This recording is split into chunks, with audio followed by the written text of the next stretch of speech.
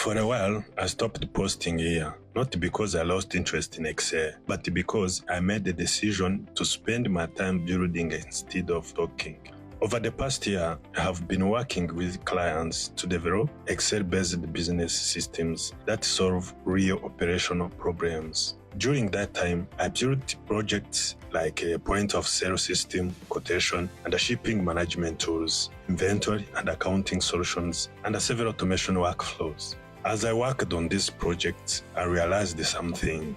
Excel is far more than a spreadsheet. When designed well, it can become a complete business application, helping businesses manage sales, inventory, quotations, reporting, and everyday operations without investing in expensive software. The systems you are seeing in this video are some of the projects I have been building. This point-of-sale system was designed to simplify the sales process with a clean interface, secure login, flexible payment methods, and instant reporting. The shipping quotation system manages quotations from customer information through duty calculations and pricing, making a process that is usually manual much faster and more organized.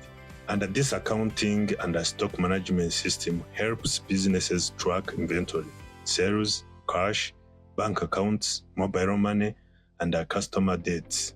It is still evolving, and I'm excited to continue expanding it into a complete accounting solution.